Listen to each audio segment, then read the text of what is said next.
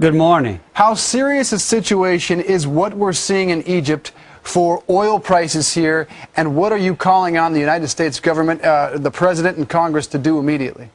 Well, I think we're back to where we were in the 1970s. You know, the Department of Energy was created in order to shield the United States and its economy from exactly what we're seeing today, an unrest in the Middle East that can drive the price of energy through the roof.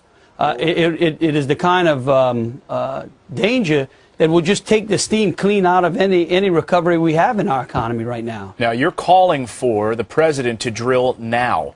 Obviously, given the April 20th explosion there on the Deepwater Horizon rig, there's all kinds of regulations in place for deep water drilling. You say this is something they need to start doing today and lift some of these regulations. Well, that's correct. Again, you know, if we hope for any economic recovery to take place, we're going to need affordable energy. The amount of daily production in the Gulf of Mexico surpasses the amount of oil that passes through the Suez Canal.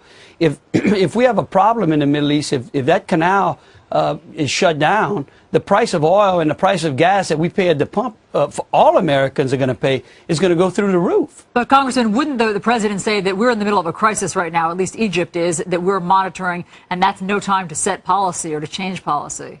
Well, what the problem is that the policy that we've had in the past has failed us. That's exactly where we are today. If we would have planned better, if we would have a sound, affordable domestic energy policy, the issues going on in the Middle East would not be a concern to us today. You know, some are criticizing, of course, as you can imagine, saying that this is a political opportunism right now and that any sort of drilling in the Gulf wouldn't reap any sort of benefits for months, even years to come. What do you say to that criticism? Well, I'll just tell them that, you know, it does take a while for us to put our production on in the Gulf of Mexico, and that's why it's so important for us to get started now. Again, if we would have a sound energy policy here in this country, we wouldn't be in the danger we are today. We wouldn't, the spike in oil that's coming would not be as much of a concern to us because we would have domestic production that could make up for any capacity loss coming from overseas. You've called for this at a time, too, when hearing reports this week, actually, that there's still massive amounts of oil still in the Gulf and remnants of those dispersants, which has largely gone unreported in the past few months as we've sort of maybe turned our attention away from it. What is the update on that?